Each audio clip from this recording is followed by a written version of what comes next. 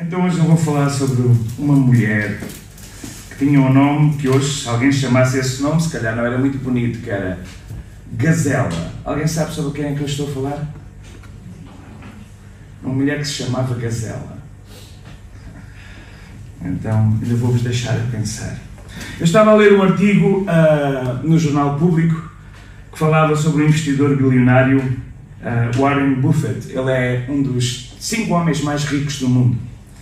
Ele é de tradição evangélica, presbiteriano, e é um homem que é um bilionário e que, com 93 anos, ele disse o seguinte: ele ainda faz algumas aparições, ele continua a ser um dono de umas maiores investidoras e agência de ações do mundo, Berkshire, a sua corretora, e ele apareceu num evento e disse o seguinte, ele apareceu e disse assim: se quiseres saber como viver a tua vida, então escreva o próprio obituário e faça uma engenharia reversa do texto. Os irmãos sabem o que é um obituário? Obituário é aquilo que é escrito quando a pessoa parte, quando a pessoa morre, não é escrito um obituário acerca da pessoa, o que é que a pessoa fez. Não é um currículo, porque já passou para a eternidade, mas é uma descrição, também não é uma biografia, mas é mais sobre aquilo que a pessoa fez ao longo da vida. Então, este Warren Buffett, ele diz, aparece aos 93 anos e diz, olha, se eu ainda tenho muito para alcançar, ele tem 93 anos e diz isso, ainda tenho muito para alcançar.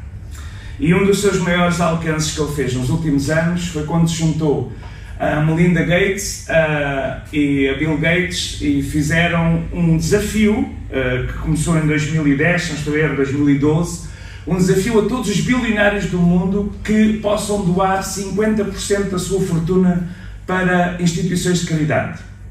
E eles assumiram esse compromisso e assinam um documento que, se não doarem durante a vida 50% dos seus bens para obras sociais, pelo menos na sua morte fica no testamento que metade, pelo menos metade, é para instituições sociais. É interessante sabermos que das 5 pessoas mais ricas do mundo, entre elas também está o Bill Gates, etc., eles assinaram esse documento público em que comprometem-se a doar. Ele já fez isso quando a sua esposa faleceu, ele viveu com uma mulher desde os anos 50, claro, a sua esposa teve vários filhos dela, não sei quantos, não me recordo a biografia toda dele, mas até depois, mais tarde, voltou a casar, depois de enviuvar, mas enquanto ele foi casado, e mesmo a sua esposa, a parte da herança que lhe pertencia, ela doou tudo para uma obra, fez uma fundação em nome da sua esposa, e ele também já fez uma fundação, assim como também o Bill e a Melinda também fizeram a fundação, que se chama precisamente Bill e Melinda Gates, e eles têm esta iniciativa que é conhecida, uma promessa de doação como Giving Pledge, em que as pessoas se comprometem a doar 50%. Ele diz isto: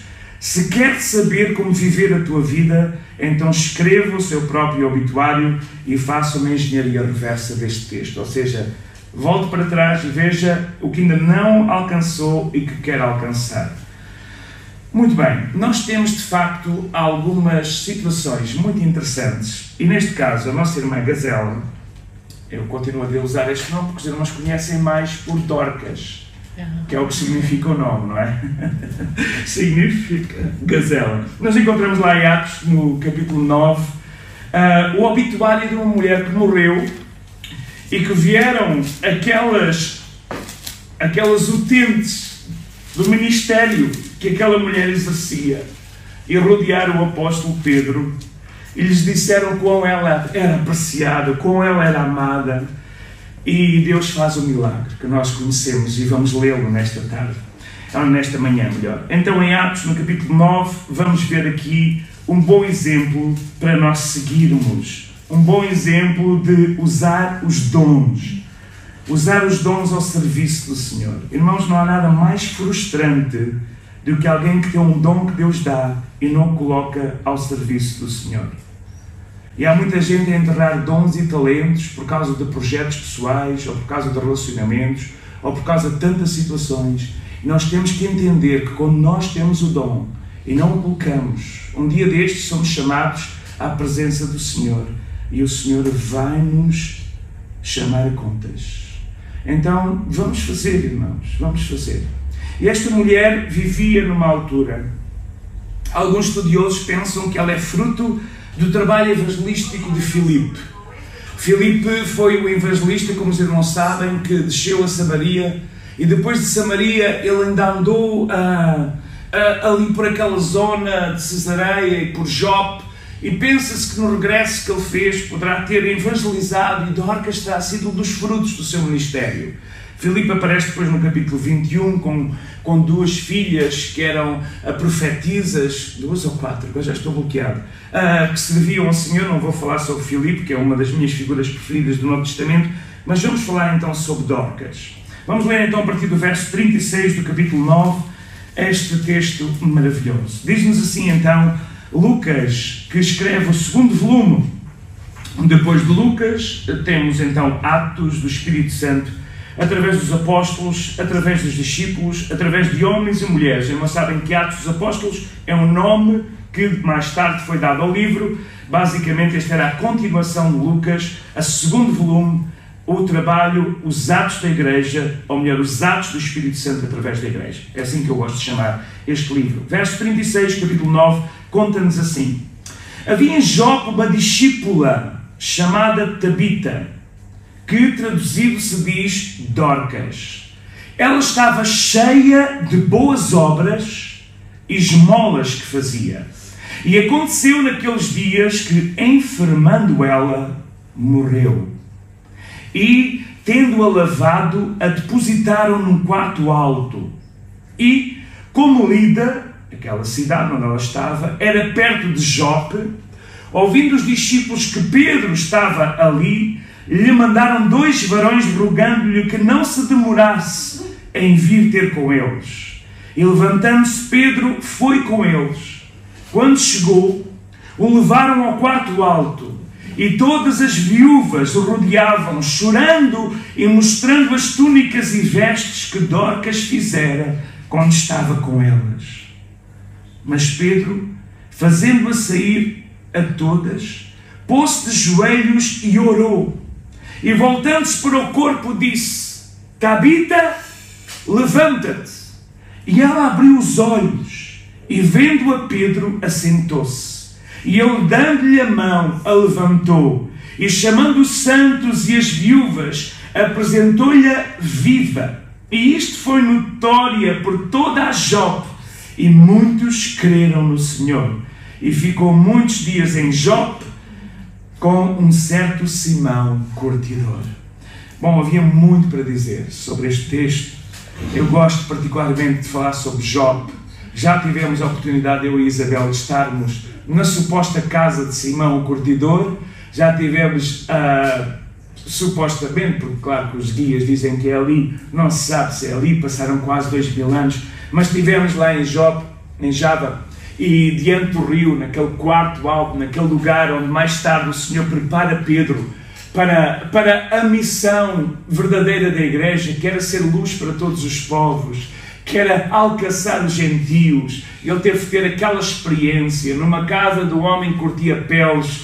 Havia tanto para dizer aqui, porque curtir peles para um judeu era das profissões que tocavam nos corpos mortos, trazia impureza, e Deus trabalhou ali em Pedro, trabalhou no seu caráter, trabalhou nos seus preconceitos, para poder verdadeiramente fazer dele então aquela porta que ele iria abrir mais tarde, como temos no capítulo 10, com o Cornélio, o centurião.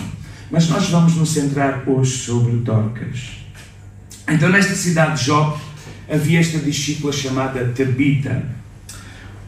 Tabita é o nome hebraico, ou aramaico, Dorcas o nome grego. O Evangelho é escrito em grego, então Lucas faz questão de traduzir o nome, porque o nome significa algo muito comum, era um antílope ou uma gazela. Na altura, claro que isto era usado como símbolo de beleza, não é? Sabemos que o antílope é um dos símbolos da grande nação angolana, etc. Era um sinónimo de beleza, de elegância. Então não é que hoje seria talvez um nome assim menos propício, mas na altura seria um nome muito bonito. Era uma mulher com um nome bonito na altura, mas mais do que um nome bonito, era uma mulher que tinha um coração bonito. Era uma mulher que era bonita. O nome indicava que seria elegante por fora, mas era uma mulher elegante por dentro, era uma serva. E esta mulher era muito amada pela comunidade cristã de Jope. Esta era uma mulher que fazia obras de amor, colocava os seus dons, era uma mulher que sabia costurar, era uma costureira, era talvez uma fazedora de tecidos. E é muito interessante, irmãos, nós vermos que mulheres que trabalhavam com tecidos, podíamos usar o exemplo de Lídia, que mais tarde sustenta Paulo e as suas viagens missionárias, quando na cidade de Filipos ele desce junto do rio, onde esperava que, não havendo sinagoga, pelo menos os judeus se reunissem junto às águas para orar, algo que eles tinham aprendido lá junto ao rio Quebar, quando estavam na expropriação, quando estavam, portanto, deportados da Babilónia. E ele encontra Lídia, que é a primeira crente, uma mulher, é a primeira mulher da Europa a ser batizada. É o primeiro batismo na Europa. Irmãos, o ministério das mulheres é muito importante na história da Igreja. E Lucas faz questão de falar isso, mesmo com homens com preconceitos, homens preconceituosos como Pedro, que o Espírito Santo teve de trabalhar tanto na sua vida, teve de trabalhar tanto no seu coração, para ele entender aquela mente que Jesus tinha. Nós vemos as mulheres no nível igualitário no cenáculo, elas estavam lá à espera do batismo do Espírito Santo, não sabiam na altura que seria o Espírito Santo, mas esperavam a promessa. As mulheres sustentavam o ministério de Jesus, as mulheres sustentavam o ministério. E aqui nós temos uma mulher, o exemplo de uma mulher. Nós não temos muito mais sobre ela. Nós só temos este texto. Não encontramos mais Dorcas, vamos encontrar certamente no céu, mas não encontramos mais registro nenhum desta mulher. Mas aqui Dorcas é chamada no texto bíblico como discípula. Isto é como é que eu dizer? É a referência mais importante, é a característica mais importante de alguém que não aceita apenas Jesus, mas que segue Jesus. Diz então no versículo 36, havia em Jope uma discípula. Discípula, no feminino. Não era só os discípulos, havia discípulas. E discípula significa alunas, que estão num estágio, neste caso, prático, alunas imitadores de Jesus. Então discípulo significa que era uma cristã genuína, uma fiel crente em Jesus Cristo. É possível que Dorcas, como eu referi no início, tenha sido o resultado, lá em Atos 8:40, da viagem missionária de Filipe, que é o precursor, aquele evangelista. Tiago vem-nos dizer que o sinal de um bom crente, um sinal de um bom cristão, nós podemos encontrar aqui, na vida da discípula chamada Tabita ou Dorcas, quando Tiago diz que a verdadeira religião é cuidar dos órfãos e das viúvas nas suas necessidades. Tiago 1:27. A religião pura e imaculada, diz o apóstolo Santiago, o Pai, para com Deus o Pai é esta: visitar os órfãos e as viúvas nas suas tribulações e guardar-se da corrupção do mundo. Então, santidade com ação. Santidade com caridade. Santidade com ação, caridade. Então nós vemos isto na vida de Tabita, de Dorcas, uma discípula que tinha caridade, punha em prática a sua fé. Sabemos, claro, que a salvação não vem pelas obras. Efésios 2:8 e 9 diz-nos: pela graça sois salvos, isso não vem de vós, não é? Não vem, é por meio da fé, não vem de vós, é um dom de Deus, não vem das obras, diz mesmo o verso 9, para que ninguém se glorie. Então a salvação não vem pelas obras.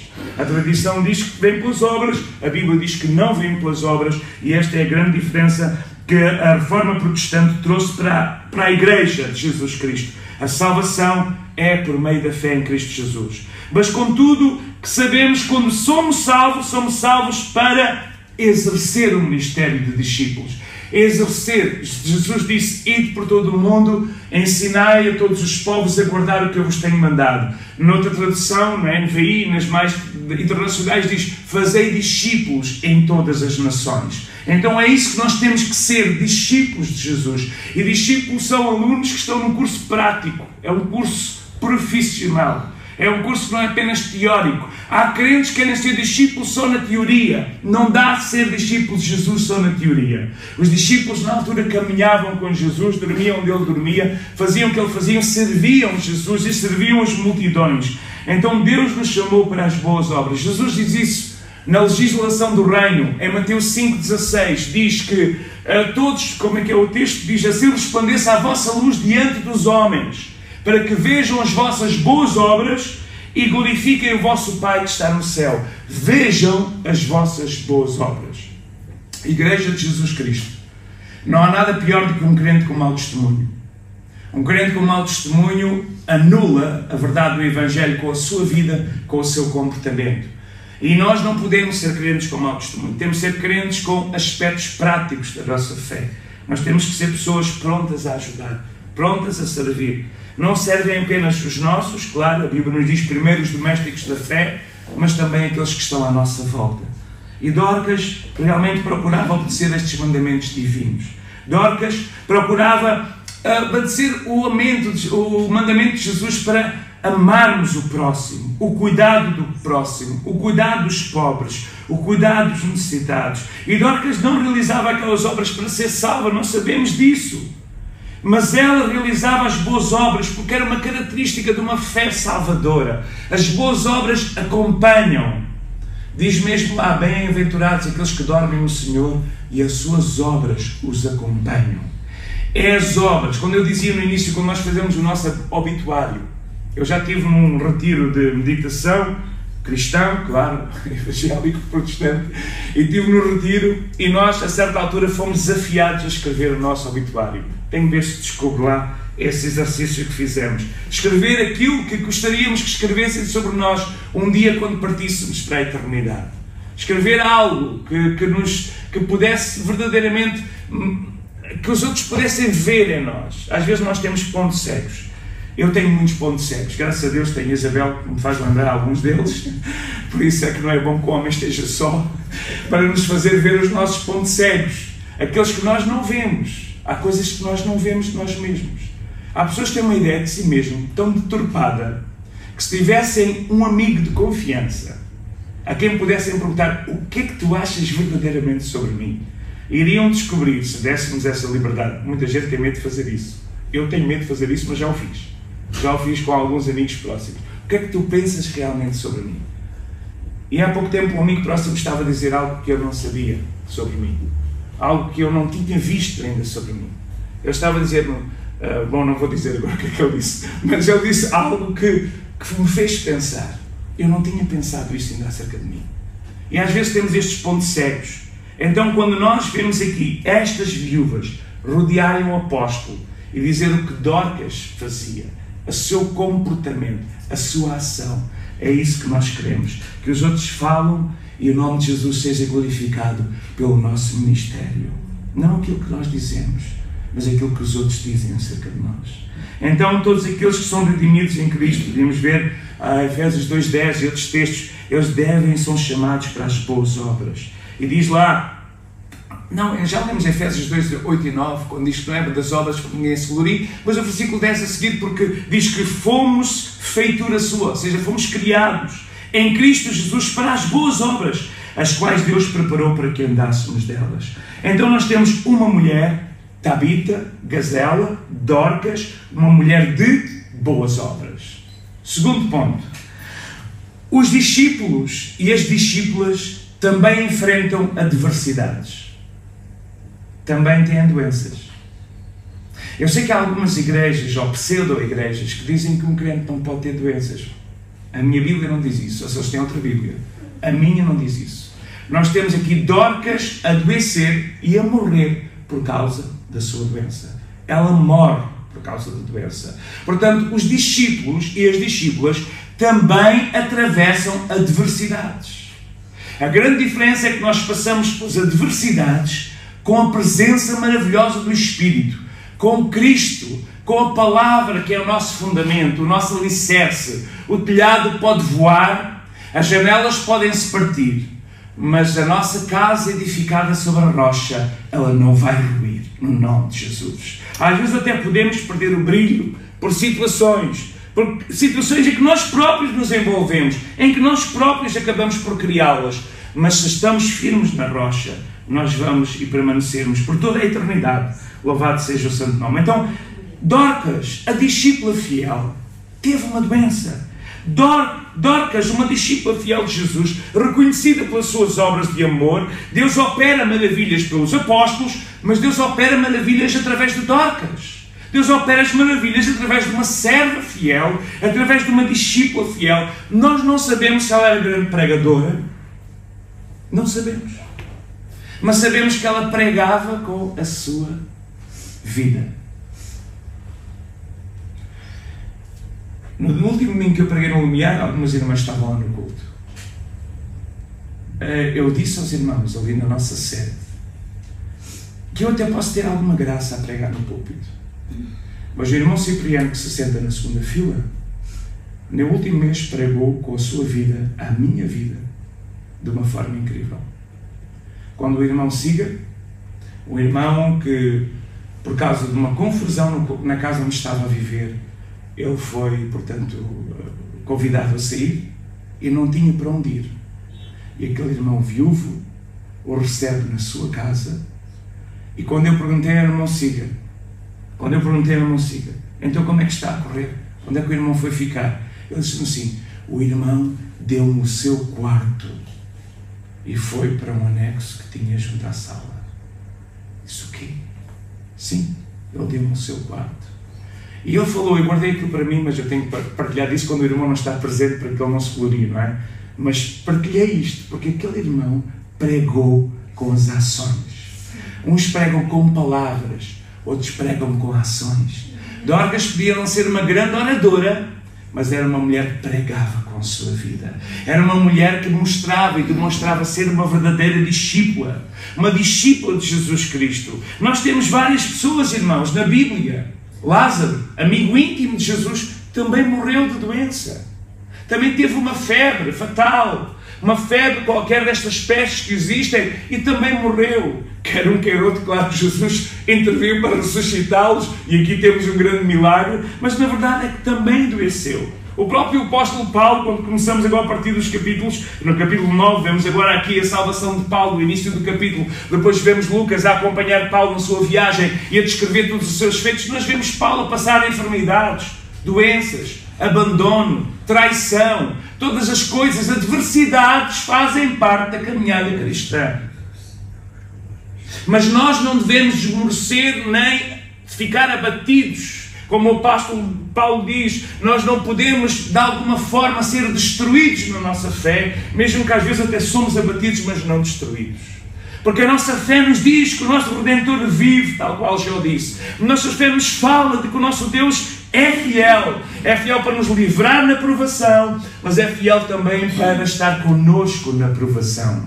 Neste fim de semana nós temos estado, viajámos muito, estivemos no Porto a fazer o Summit da missão que nós dirigimos aqui em Portugal, e uma das oradoras, uma irmã, uma líder, uma mulher de Deus, uma pastora nos Estados Unidos, ela estava a ministrar a nós e ela estava a falar precisamente sobre isto, estava a falar sobre nós ficarmos firmes. É interessante que a Paulo usou o termo estações e ela usa precisamente as 4 estações da vida que nós passamos. E às vezes nós sentimos no inverno da vida, ou no outono, na altura de mudança, ou na primavera, quando começa então a desabrochar alguma coisa, ou no verão, quando sentimos aquela doçura, a presença maravilhosa de Deus. Mas todos nós sabemos que são estações que passamos, momentos que passamos, dificuldades que passamos, mas temos que permanecer fiéis ao Senhor. E Jesus então nos diz para nós termos bom ânimo, porque Ele venceu o mundo. Amém? Então nós temos uma discípula que também enfrenta as adversidades. Mas depois, irmãos, nós temos aqui o terceiro ponto, que é o valor da comunidade. Crente a solo não existe na palavra de Deus. Existem alguns, de facto, que estão a solo em países de perseguição, até que descobrirem outro crente. E assim que eles descobrem outro crente, eles passam-se a reunir, seja numa gruta, seja numa floresta, seja na casa uns dos outros. Porque crente não pode viver a solo. Crente desengrejado não é crente, porque não está a ser fiel à palavra do Senhor. Então nós vemos aqui o valor da comunidade. Os discípulos lá, diz-nos aqui, ela adoeceu, verso 37, ela enfermou, ela ficou enferma, ela morreu, e eles lavaram o corpo, costume da época, claro, lavam o corpo sem vida e depositam o corpo num quarto alto para fazer o velório, mas, ouvindo que Pedro, aquele que era o apóstolo, seguidor de Jesus Cristo, estava ali em Lida, que era uma cidade perto de Jope, eles mandam 2 homens percorrer 17 km, também não é muito distante, de 15, 17 km é a distância de Lida a Jope, eles vão a pé. Portanto, se forem com uma grande velocidade, demoram 1h30, mais ou menos, 2 horas, 3 horas de viagem. Os caminhos não deviam ser tão bons como hoje, nem pistas de atletismo. Mas, sei lá, demoraram 3 horas e foram buscar a Pedro. Porque eles não foram buscar a Pedro apenas para ele fazer o funeral. Eles foram buscar a Pedro porque havia na comunidade uma expectativa no Deus que tinha dado o dom a Dorcas. E como ela era necessária ainda no ministério, como ainda Deus ainda não tinha terminado, os seus discípulos que eram fiéis e os discípulos de Dorcas que estavam a fazer também, se calhar, neste caso, as discípulas, as alunas dela. Paulo disse, meus imitadores como eu sou de Cristo. É normal nós termos pessoas que nos seguem os nossos atos e aquela equipa e aquelas mulheres que até dependiam dela acreditaram que Deus ainda podia ter alguma coisa a dizer deste capítulo. Porque, irmão, o capítulo do nosso livro só se fecha como Deus quiser, se é que a nossa vida pertence ao Senhor. Às vezes parece que já estamos mesmo no the end, não é? No fim, como aqueles filmes, não é? Agora nesses filmes então de heróis é uma coisa muito típica, as pessoas ficam no cinema até ao fim porque sabem que depois existe sempre alguma coisa que vem a seguir, então as pessoas ficam sentadas primeira vez. Pronto, nós não costumamos muito ir ao cinema, nós também não, por acaso fomos agora convidados pela Aliança, um filme que vai sair sobre um irmão nosso na fé, um cristão que lutou contra o tráfico de seres humanos. E é um filme que é O Som da Liberdade, que vai estrear dia 21 de dezembro. É um filme feito por cristãos e que alerta o mundo para a escravatura, que neste momento é maior. Há mais escravos hoje do que quando a escravatura era legal. Para os irmãos terem uma ideia. Claro que nós não percebemos o que está a acontecer, mas há tantas meninas e meninos que são raptados para serem vítimas de tráfico sexual da América do Sul, de Taiwan, daqueles países do Oriente. Milhares e milhares. Então, agora isto foi um parênteses só para vos dizer que o capítulo da nossa vida não termina só porque o inimigo quer pôr um ponto final. Porque se a nossa vida pertence ao Senhor, quem põe o ponto final é Ele. Aliás, nós sabemos que não há ponto final. Há apenas um regresso a casa. Habitarei na casa do Senhor por longos dias, eternamente. Então aqueles irmãos mandaram chamar Pedro. A irmã era querida pela sua comunidade. Era uma irmã que era fiel na comunidade e era querida pela sua comunidade. Nós estamos a viver dias onde as pessoas saltam de igreja como quem muda de restaurante, ainda que aqueles mais antigos gostam sempre de ir ao mesmo lugar. E nós vivemos em Benfica, que é um bairro de muitos idosos, e vemos eles fazerem os mesmos comportamentos todos os dias, a beber o café no mesmo lugarinho, porque gostam das suas rotinas. Graças a Deus que ainda existem crentes que também gostam de serem fiéis à sua congregação. Não estou a dizer que quando mudamos de congregação perdemos a salvação, nada disso, mas o valor da comunidade é fundamental. A pertença, o dar e receber. E esta irmã era querida pelo esforço. Então, pelo esforço que tinha, e também então resultou no esforço dos seus amigos a ir buscar Pedro. E aqueles irmãos assemelham-se àqueles 4 homens que levaram o paralítico. Neste caso foi Pedro que é levado àquele quarto alto. E quando ele entra naquele quarto alto, aqueles irmãos que tinham fé, que Deus ainda não tinha terminado a história na vida de Dorcas, eles chamam Pedro e Pedro chega. Pedro chega. E Pedro levanta-se lá de Lida, verso 39, e vai com eles. E quando chegou, é levado ao quarto alto. E as viúvas o rodeiam, chorando e mostrando as túnicas e as vestes que Dorcas fizera quando estava com elas. E Pedro vê aqueles choros, irmãos sabem que a cultura mediterrânea é uma cultura de pranto, é de alegria, mas também quando é para chorar, tudo é um choro assim de arrepiar. Então Pedro, aquele ambiente, não era um ambiente muito grande para orar. Então Pedro, o que é que ele faz? Pede para toda a gente sair. Por favor, agora eu já entendi que esta irmã é querida para vós. Eu já entendi que o seu ministério ainda é muito útil. Eu já entendi. Deus tomou mas se Deus quiser, tem poder para torná-la a viver. Então Pedro faz algo incrível. Primeiro, ele prepara o ambiente. Irmãos, nós precisamos de nos rodear de pessoas de fé. Pedro tinha aprendido isto com outra Tabita. Lembra-se a outra Tabita? Também foi ressuscitada. A filha de Jairo, mas chamava Tabita, não é? Interessante, não é? Não é mesmo? Mas não tinha sido ressuscitada 2 vezes. Mas a outra Tabita também morreu. Jairo chama Jesus. Jesus entra no quarto. Pedro estava com ele nessa altura. 3 discípulos entraram. Jesus só permitiu que entrasse Pedro, Tiago e João. E o pai e a mãe. E entram os 5. E Jesus manda sair das carpideiras, as mulheres que choravam, manda, e Pedro já tinha aprendido com o mestre, era discípulo de Jesus. Então chega lá e diz: olha, irmãos, por favor, agora deixem-me aqui um momento sozinho. Irmãos, por favor, tenham calma. Não sei se foi assim que ele disse, foi com a autoridade, não conheço. Pedro, ele era às vezes muito respigão, não sei como é que ele foi, mas o que é certo é que dizer, não é saírem do quarto. E Pedro dobra os joelhos. Aleluia. Pedro, verso 40, fazendo-a sair a todas, pôs-se de joelhos e orou. É interessante, quando ele ora, ele não está voltado para o corpo sem vida. Porquê? Porque se ele queria ver um milagre, ele não podia orar a ver a morte diante dos seus olhos. Ele precisava de orar com fé. Isto é muito interessante. Claro que eu não vou fazer doutrina disto, mas eu estava a ler o texto nestes dias, quando estava a preparar, nestes 2 dias, na madrugada, e estava a ver, incrível, Pedro não se volta para o corpo. Diz aqui que depois ele então volta-se para o corpo. Voltando-se para o corpo. Mas Pedro primeiro orou porquê? Há aqui vários pensamentos que surgiram na minha mente. Pedro orou primeiro para não ver o corpo sem vida, porque humanamente falando, como diz o povo, para tudo há solução menos para a morte. Não é o que diz o povo, não é? Pedro não acredita nisto, porque ele acredita que Jesus tem todo o poder. Mas o povo diz que não há solução para tudo menos para a morte. Então pronto, está ali a morte, está ali Tabita morta, ele volta-se para o outro lado, não sei se voltou para Jerusalém, não interessa como é que ele se voltou, para a janela, para a luz, para o sol, não sei se havia janelas no quarto alto, não sei se voltou-se para cima, porque às vezes as janelas até eram no terraço, não sei para onde é que ele voltou, não interessa. Mas voltou as costas para a impossibilidade. Ele voltou-se das costas para a impossibilidade. Porque ele precisava, na sua mente, acreditar que Deus podia fazer o milagre da ressurreição.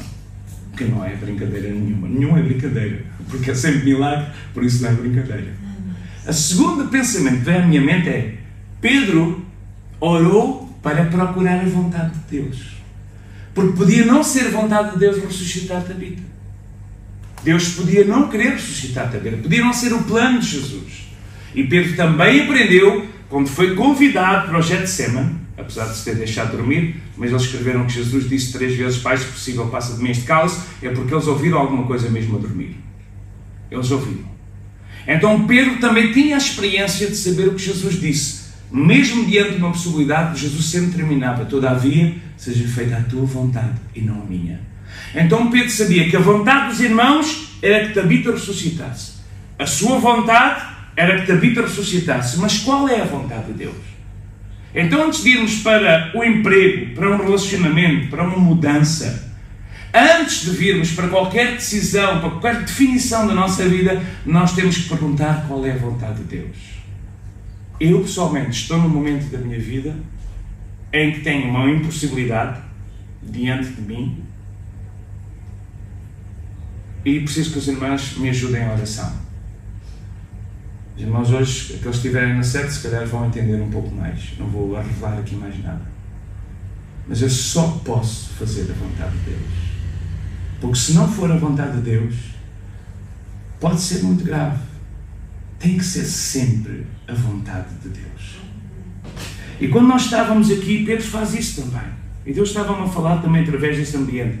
Pedro orou, um homem cheio de fé, ele viu Jesus ressuscitar. Ele tinha acabado de vir de um milagre em que o paralítico, há 8 anos, está lá no versículo 33, no mesmo capítulo, 5 versículos antes, ele já tinha feito um milagre de um paralítico há 8 anos, Enéas, que estava numa cama, e ele diz: Enéas, Jesus Cristo dá saúde. Enéas levanta-se e começa a andar. Ele tinha experimentado o milagre de um paralítico, mas agora era a morte Há solução para tudo menos para a morte. Então ele tinha que ter a certeza que era a vontade de Deus. E depois de ele orar, eu tenho a certeza que Deus confirmou no seu coração: é a minha vontade. É a minha vontade de ressuscitar a Dorcas. Então Pedro volta-se depois de orar, verso 40, pôs-se de joelhos e orou. E voltando-se para o corpo, agora volta-se para a impossibilidade. Depois de orar e estar cheio da autoridade espiritual, depois de orar e estar no centro da vontade de Deus, depois de orar e estar consciente que essa era a vontade de Deus, em autoridade, ele diz: Tabita, levanta-te. Mesmo que Jesus tinha dito: menina, a ti te digo, levanta-te. E agora o discípulo vê o seu Senhor operar através das suas palavras. Ela abre os olhos, ela vê Pedro e ela assenta-se. Ela deve ter ficado um bocadinho desapontada porque estava no céu. Eu já ouvi vários relatos de pessoas que morreram, foram ao céu e depois, quando são chamados à terra, vêm sempre todos orientados. Oh, mas porquê estava tão bem em casa, agora venho de volta? Mas era a vontade de Deus. Era a vontade de Deus. Claro que eu não estava desapontada. Eu estou aqui a fazer um pouco de teatro. Mas ela olha para Pedro e assentou-se. Sentou-se. Entendeu que ainda o seu tempo não tinha chegado ao fim. Entendeu que o seu ministério não tinha chegado ao fim.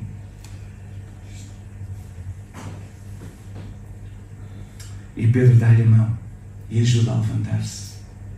Tal qual Jesus pegou na Tabita. Tabita cumi. Menina, levanta-te. E chama os santos. E chama as viúvas. Eu gosto muito que Lucas chama aqui dos crentes de santos, não é? Chamou os santos e as viúvas e apresentou-lhe viva. Isto foi notório.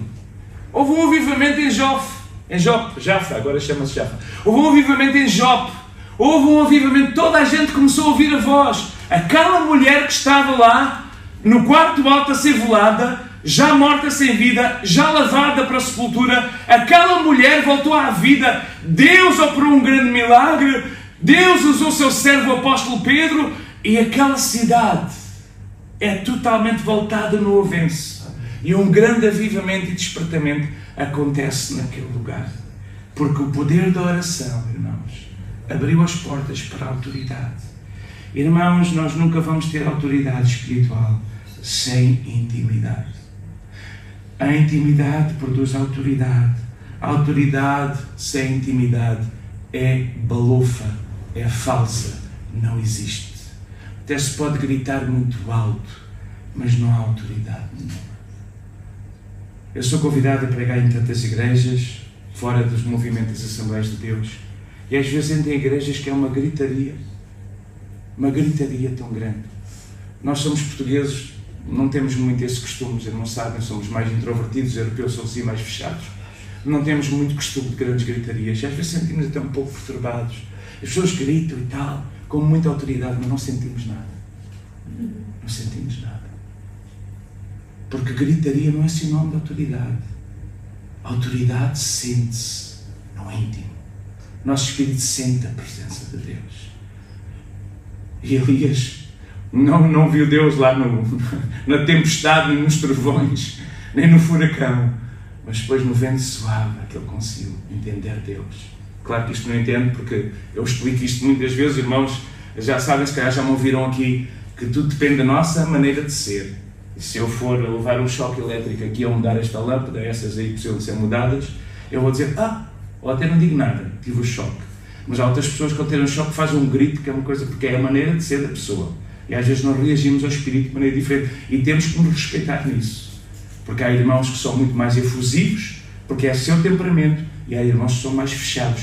Mas não significa que não reajam os dois à presença do Espírito Santo. Isto temos que entender de uma forma muito clara. Mas aqui nós vemos então a autoridade da oração.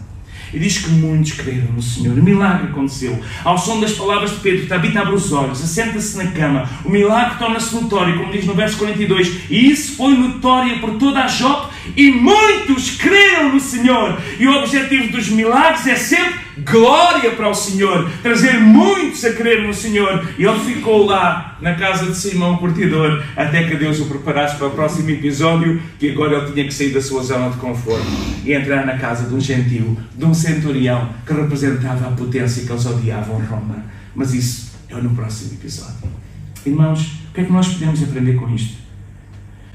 Temos que ter cuidado com as pessoas que nós temos à nossa volta, podemos aprender disso. Pedro mandou sair as pessoas que estavam a gritar, que estavam no desespero.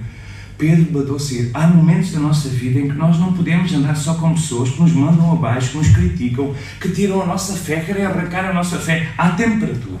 Às vezes até fazemos uma incursão, quase uma cruzada para ganharmos essas pessoas para Cristo, e nós vamos lá. Mas se nós conseguimos ganhar e continuamos o seu meio, o risco pode ser que eles nos arrastam também para onde eles estão. E nós precisamos de entender isso. Pedro entrou naquele quarto e percebeu que aquela gritaria, aquele pranto, aquela loucura, aquele desespero, ele tomava conta da sua alma. Ele precisava de estar a sós com o seu Deus, porque só a sós com o seu Deus ele tinha a certeza da sua vontade, e na certeza da sua vontade, a autoridade de Deus e os milagres acontecem. Então, irmã, por favor, se estás com pessoas à tua volta que arrancam a tua fé, que tiram a tua confiança, querem te mandar para a estaca zero na tua caminhada, sai depressa daí e junta-te aos pés do Senhor. Deus não terminou o ministério na tua vida, que nós temos que entender isto. E Dorcas é o exemplo, e ela é entregue, e ela volta a fazer o seu ministério, coisas boas e agradáveis a Deus. Será que quando chegar o dia da nossa morte seremos o tipo de pessoa pois a perca será profundamente sentida por sermos pessoas cheias de boas obras? Irmãos, eu tenho ido a muitos funerais ultimamente. É normal, não é? Está nos 50, agora vai a muitos funerais. E os irmãos, então, se calhar ainda vão mais do que eu, se puderem, tiverem saúde para isso. Há funerais em que nós vamos tomar 5 ou 6 pessoas. Já fui a um funeral que só estavam 3 pessoas. Triste, não é? Tão triste. E foi a funerais onde estão casas cheias e não cabem lá dentro. Não cabem lá dentro as pessoas. Foi um funeral, este mês que passou, do pai do nosso presidente, Dr. Timóteo Cavaco. Partiu para o Senhor depois de uma luta com o cancro. O homem que fez trabalho em Angola, em África. O homem que plantou a Igreja Batista ali da Figueira da Foz. E aquilo estava cheio. Vieram pessoas desde o Algarve, do norte, do estrangeiro. Claro, para estar com os filhos e com a família e com a sua esposa, que é uma querida, uma mulher de Deus. Eu não conhecia, só conheci no funeral. Aquela mulher, eu fui para confortá-la e ela dá-me uma dose de fé e de esperança que eu saí confortado. Louvado seja o Senhor. Há pessoas assim que têm uma graça de Deus. E estava ali a enterrar o marido, mas era uma unção, uma graça de Deus, uma doçura de pessoa. Nós vamos a estes funerais e saímos lá animados, porque vemos, cá está um homem. Toda a gente disse, homem fiel.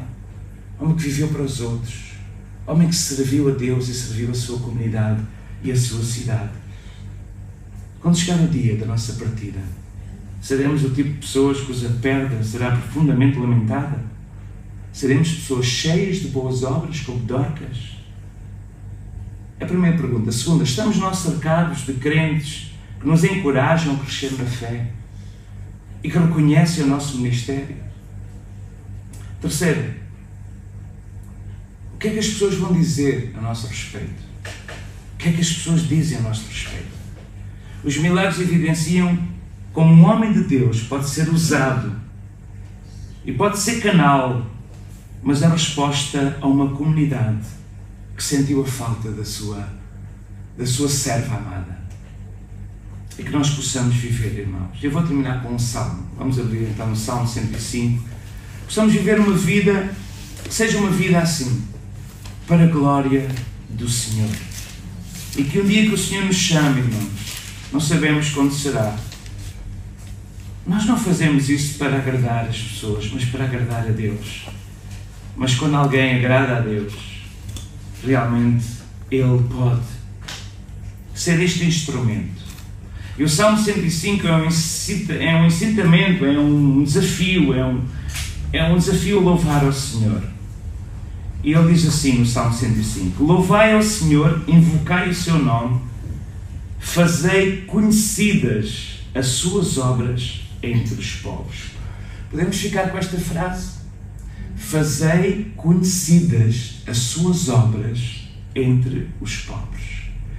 A nossa função enquanto estamos na terra, irmãos, depois temos aqui, claro, o Senhor Deus, buscai ao Senhor, buscai a sua força, lembrai-vos das maravilhas, tudo isso sobre fé, cantai salmos, glorificai o seu nome com a vossa vida, tudo isto que vem no Salmo. Mas o Salmo 101 começa a dizer, eu tenho dito tantas vezes, às vezes eu estou a ministrar, há outros contextos, digo assim, nós podemos até não cantar, pronto, gostava de ter melhorado muito mais. Eu estava a contar à minha irmã, então eu dirijo o louvor, porque eu cresci a ouvi-la dirigir o louvor, não é? Ela diz, não, agora o meu ministério na igreja era mais com crianças, e esse é o mais importante quase da igreja, que é as novas gerações, para não dizer o mais importante. Mas cantar é bom, louvar a Deus é bom, mas louvar a Deus com a nossa vida é melhor. Podemos não afinar, mas se nós afinarmos a vontade de Deus e o nosso procedimento, deixar assim um rastro, o apóstolo Paulo usa de bom cheiro, diz bom cheiro, quando alguém passa deixa um bom cheiro. Alguém passou tal qual Eliseu, olha, tenho notado que este homem é um servo do Deus Altíssimo. Ele não andava lá com um crachá a dizer servo do Deus Altíssimo, mas era o seu comportamento, era o seu procedimento. Vamos fazer no quarto, vamos convidá-lo cada vez que ele fica aqui na nossa casa, porque é um homem de Deus, é uma mulher de Deus. Há uns anos atrás nós estávamos a ouvir pregar, e o tempo já está a ir muito longo, temos de terminar. Estávamos a ouvir pregar alguém que estava a dizer, quando tu entras numa mercearia, num café, não há ninguém. Há de reparar, se tu vais com a presença de Deus, de repente começam a ouvir muitas pessoas. Porque tu abençoas, onde tu entras, tu abençoas o lugar. Com a presença de Deus. A presença de Deus. Agora, se acontece o contrário, quando nós entramos, as pessoas saírem, então temos que refletir o que é que nós estamos a fazer e como é que estamos a viver. Então, nesta manhã, a palavra de Deus para nós é: Deus ainda não terminou connosco. Ele ainda nos quer usar. Não importa se a energia já não é o que era, a saúde já não é o que era, as pernas já não são o que eram, os olhos já não são o que eram, mas vamos servi-lo com a nossa vida. Vamos ser mãos que abençoam. Vamos usar na nossa língua palavras de encorajamento e vamos deixar este bom cheiro.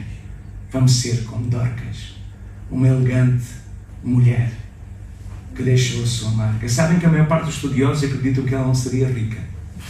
Alguns dizem que sim, ela fazia vestes, devia ser rica. Sim, de facto, devia ter alguns recursos. Eu não sei se ela tinha recursos, ou se ela era uma mulher a quem lhe davam as coisas, porque ela, nas suas mãos, ela abençoava. Que nós possamos ser uma bênção. Oremos.